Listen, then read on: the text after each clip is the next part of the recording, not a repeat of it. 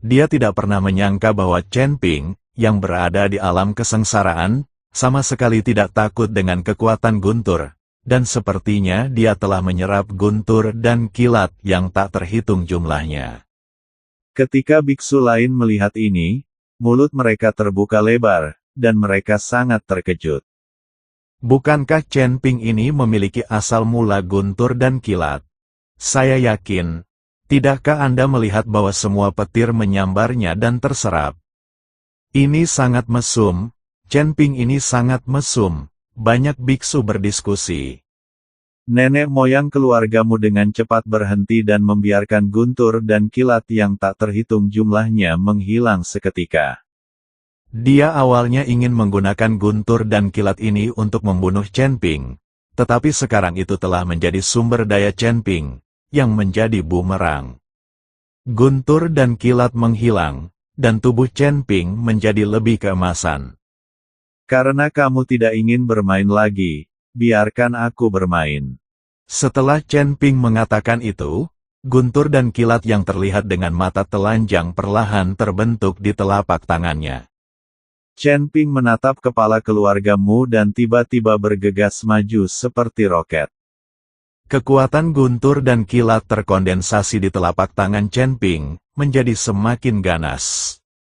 Kecepatan Chen Ping begitu cepat sehingga kekosongan di sekitarnya mulai bergetar, dan bahkan ruang pun terjepit. Menghadapi Chen Ping, leluhur keluargamu memasang ekspresi serius di wajahnya. Kepala keluargamu meninju Chen Ping. Dari kejauhan, pukulan ini seperti gunung, menutupi seluruh tubuh Chen Ping. Meski begitu, Chen Ping tidak mengelak sama sekali, tapi terus menekan dengan tinjunya dan menyerang ke depan. Tinjunya bertabrakan dengan keras dengan tubuh Chen Ping.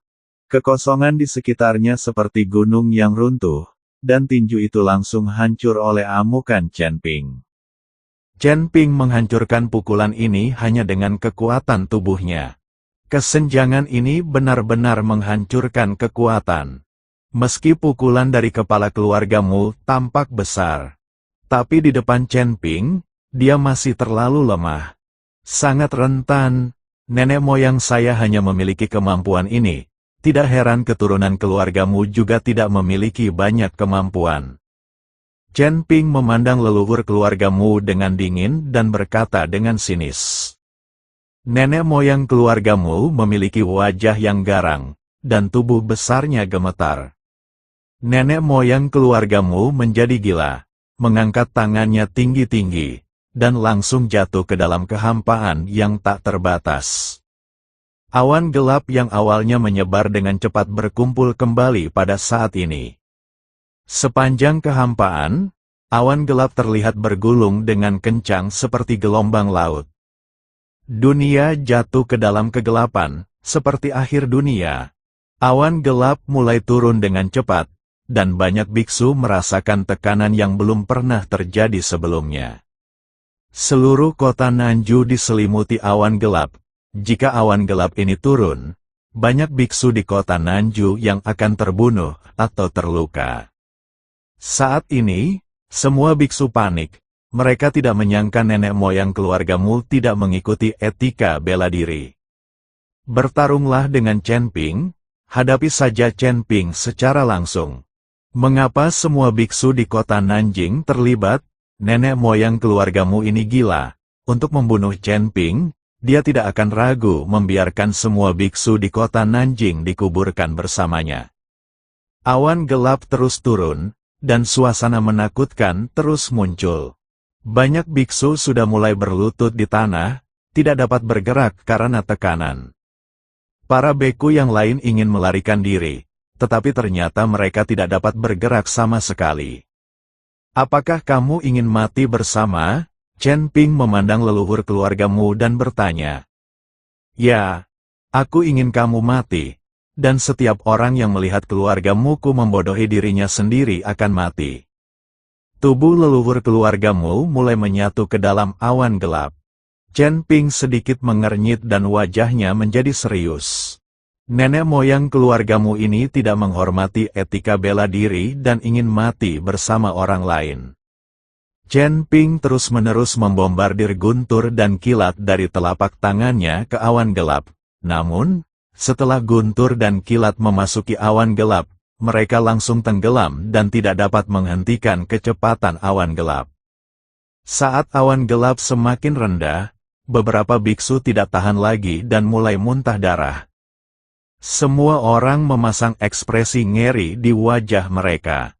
Chen Ping berjuang untuk melawan, tetapi tubuhnya seperti semut di depan awan gelap yang radiusnya ratusan mil, dan dia tidak bisa melawan sama sekali.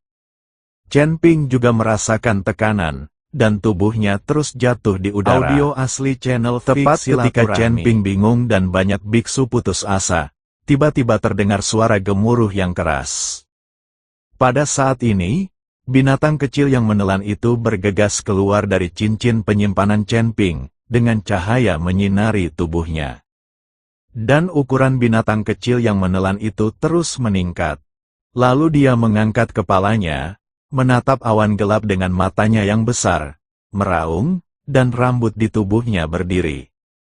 Kemudian binatang kecil yang menelan langit itu membuka mulutnya lebar-lebar, dan terjadilah kekuatan isap yang sangat besar. Hal ini menyebabkan lapisan awan gelap yang semula jatuh tersedot langsung ke dalam mulut binatang kecil yang menelan langit itu. Awan gelap dengan radius ratusan mil tersedot bersih oleh binatang kecil yang menelan langit dalam sekejap. Langit dan bumi yang semula gelap menjadi lebih terang, dan sinar matahari yang menyilaukan juga menyinari bumi. Tekanan pada semua orang menghilang dalam sekejap, dan wajah semua orang dipenuhi dengan keterkejutan dan kegembiraan. Binatang kecil yang menelan itu menjilat bibirnya, lalu menguap dan kembali ke cincin penyimpanan Chen Ping lagi. Hanya dalam waktu singkat, nenek moyang keluargamu menggunakan hidupnya untuk menyatu dengan awan gelap. Dia berencana untuk mati bersama, tetapi dimakan oleh binatang kecil yang menelan langit. Setelah terkejut sebentar, banyak biksu bersorak, "Saya senang saya masih hidup, tetapi pada saat yang sama, orang-orang ini membenci keluargamu." Manajer Liu memandangi orang-orang gila itu dan diam-diam ingin pergi. Tetapi setelah mengambil beberapa langkah, banyak biksu menemukannya dan melancarkan serangan terhadap manajer Liu. Di bawah pengepungan banyak biksu, manajer Liu kehilangan nyawanya dalam sekejap. Chen Ping perlahan jatuh dari udara, dan Master Pavilion Qian segera menyambutnya. "Tuan Chen, selamat, binatang mitos tadi sungguh menakjubkan." Pavilion Master Qian berkata dengan penuh semangat. "Pavilion Master Qian, apakah kamu tahu di mana keluargamu?" Chen Ping bertanya. "Saya tahu. Itu tidak jauh dari kota Nanjing. Saya ingin tahu apa yang Tuan Chen lakukan untuk kediaman keluargamu. Kalau begitu Mu Kunrong sudah mati, dan keluargamu akan menolak dan bubar tanpa mengurusnya." Pavilion Master Qian bertanya dengan bingung, "Tolong, Master Pavilion Qian, tolong bawa saya ke keluargamu." Chen Ping tidak mengatakan tujuannya pergi ke rumahmu. Setelah melihat ini, Master Pavilion Qian mengangguk, lalu membawa Chen Ping ke kediaman keluargamu. "Keluargamu tidak jauh dari kota Nanjing, jadi mereka hanya butuh 2 jam untuk sampai di keluargamu." "Tuan Chen, rumah itu adalah tempat keluargamu berada." Pavilion Master Qian menunjuk ke sebuah istana dan berkata, "Chen Ping melihat keluargamu, yang terdiri dari lusinan bangunan megah, sekilas, tampak seperti rumah kaya." Pavilion Master Qian, tunggu sebentar, saya akan segera kembali setelah saya pergi. Setelah Chen Ping selesai berbicara, tubuhnya langsung masuk ke dalam keluargamu. Segera, semburan jeritan terdengar di keluargamu. Pavilion Master Qian menatap kosong saat keluargamu sedang mengalami pembantaian, dan setiap anggota keluargamu dimusnahkan menjadi abu di bawah pedang pembunuh naga Chen Ping. 1/4 jam kemudian, Chen Ping kembali, dan keluargamu sekarang menjadi lautan api. Di tangan Chen Ping, dia juga memegang beberapa tas penyimpanan, yang berisi semua sumber daya keluargamu. Kalau begitu Mu Kunrong sudah mati, semua sumber daya keluargamu tidak akan sia-sia. Chen Ping tersenyum tipis dan menyimpan tas penyimpanan itu. Paviliun Master Qian memandang Chen Ping dan merasakan kulit kepalanya mati rasa. Dia tidak tahu kapan Chen Ping menjadi begitu kejam. Chen Ping baru saja mendengarkan nasihat Tuan Si. Chen Ping tidak salah merampok sumber daya musuhnya. Tidak ada tekanan psikologis, musuh ada untuk membunuh dan merampok. Apa yang dikatakan Tuan Chen memang benar. Paviliun Master Qian hanya bisa tersenyum dan berkata. Keduanya kembali ke kota Nanjing, dan Master Paviliun Qian dengan hangat menghibur Chen Ping. Setelah melihat adegan tragis pembantaian keluargamu oleh Chen Ping, dia benar-benar takut Chen Ping tidak akan bahagia dan menyerahkan cabang Paviliun Wantong miliknya ke pembantaian tersebut. Mengerti. Paviliun Master Qian, Anda telah berada di wilayah selatan sepanjang tahun, dan Anda pasti sangat akrab dengan medan Gunung Tianmo. Saya memiliki peta di sini dengan tanda tempat di wilayah selatan. Saya ingin tahu apakah Master Paviliun Qian tahu di mana ini. Chen Ping mengeluarkan peta yang didapatnya dari tas penyimpanan Lota. Paviliun Master Qian melihat peta di tangan Chen Ping, dan kemudian memperhatikan tempat yang ditandai dengan lingkaran merah di peta. Ketika dia melihat tempat ini, Paviliun Master Qian terlihat mengerutkan kening. Tuan Chen, dari mana Anda mendapatkan peta ini? Paviliun Master Qian bertanya. Chen Ping ragu-ragu sejenak. Tidak tahu bagaimana menjelaskannya kepada Master Paviliun Qian. Bagaimanapun, Chen Ping tidak begitu jelas tentang identitas Naluota. Melihat keraguan-raguan Chen Ping, Master Paviliun Qian tahu dia menanyakan sesuatu yang seharusnya tidak dia tanyakan. Jadi dia berkata, tempat yang dilingkari adalah area terlarang di wilayah selatan, tidak ada tempat seperti itu bagi para biksu selama bertahun-tahun. Dulu ada kota kuno di tempat itu. Tetapi setelah perang antara dewa dan iblis, kota kuno itu hancur total dan semua orang mati. Paviliun Master Qian, mengapa area ini menjadi area terlarang? Chen Ping sangat bingung. Lagi pula, selama perang antara dewa dan iblis di dunia dewa dan manusia, banyak kota hancur, dan puluhan ribu biksu tewas. Tempat itu sangat aneh. Ada biksu yang pernah pergi ke sana sebelumnya, tetapi mereka tidak pernah kembali, bahkan tidak ada seorang pun yang dapat ditemukan. Seiring berjalannya waktu, itu menjadi kawasan terlarang dan tidak ada yang pergi ke sana. Lagi pula, tempat itu terletak di perbatasan wilayah selatan dan tidak memiliki sumber daya. Kata Master Paviliun Qian. Chen Ping mendengarkan kata-kata Master Paviliun Qian dan melihat tanda di peta. Ekspresinya tidak bisa tenang untuk waktu yang lama. Peta di tubuh Narota tidak mungkin menandai tempat ini tanpa alasan. Dan sekarang tempat ini masih menjadi kawasan terlarang, jadi pasti ada rahasianya. Awalnya, Chen Ping ingin menggunakan sumber dayanya sendiri untuk berlatih sebentar. Tetapi sekarang dia mendengar betapa misteriusnya tempat ini. Jantung Chen Ping mulai berdebar-debar. Melihat Chen Ping seperti itu, Master Paviliun Qian buru-buru berkata, Tuan Chen, Anda tidak ingin pergi ke tempat itu. Bukan, saya menyarankan Anda untuk tidak pergi. Selain itu, tempat itu sangat tandus dan tidak memiliki sumber daya di semuanya. Itu tidak layak. Jadilah petualang.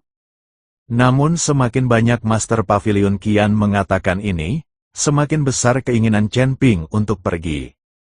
Paviliun Master Qian, terima kasih telah mengingatkan saya hanya ingin pergi ke sana dan melihat-lihat. Setelah Chen Ping selesai berbicara, dia mengeluarkan tas penyimpanan, yang berisi sumber daya yang diambil dari keluargamu. Tolong, Master Paviliun Qian, tolong bantu saya menyerahkan sumber daya ini ke Istana Guanghan. Chen Ping telah memperoleh banyak sumber daya dari aliansi penyegel iblis, jadi dia merampok sumber daya keluargamu untuk Istana Guanghan. Melihat apa yang dikatakan Chen Ping, Pavilion Master Qian tidak lagi mencoba membujuknya. Setelah mengambil tas penyimpanan, dia mengangguk, "Jangan khawatir, Tuan Chen, saya akan menyerahkan barang-barang itu ke istana Guanghan." Chen Ping meninggalkan cabang Pavilion Wantong dan meminta Ji Yun menunggunya di kota Nanjing, sementara dia pergi ke tempat yang dilingkari di peta sendirian. Tempat ini tidak terlalu jauh dari kota Nanjing, jadi tidak perlu naik pesawat. Hal lainnya adalah Chen Ping tidak ingin terlalu mencolok, lagi pula, naik pesawat ke tempat itu terlalu mencolok. Jika yang disebut area terlarang ini benar-benar menyembunyikan sumber daya atau relik apapun, dan Chen Ping pergi ke sana dengan tenang, dia dapat mengambilnya sendiri. Mengetahui terlalu banyak orang bukanlah hal yang baik. Setelah mengucapkan selamat tinggal pada Ji Yun, Chen Ping mulai berangkat. Meskipun ada banyak pembudidaya iblis dan monster-monster di Gunung Tianmo, Chen Ping telah mengunjungi tempat ini berkali-kali dan sangat akrab dengan beberapa tempat, jadi dia tidak takut. Ditambah dengan kekuatan Chen Ping saat ini, para pembudidaya iblis buta atau monster yang mencari masalah hanya meminta kematian mereka sendiri. Alam Mahayana tingkat kelima bukan lagi lawan Chen Ping. Jadi apa yang ditakuti Chen Ping, di seluruh surga dan dunia manusia? Tidak banyak beku di atas alam Mahayana tingkat kelima, seperti para biksu di alam abadi yang telah lama berhenti memedulikan urusan duniawi dan berkonsentrasi pada kultivasi, menunggu untuk naik menuju keabadian. Bagaimana mereka masih bisa menunjukkan wajah mereka di mana-mana?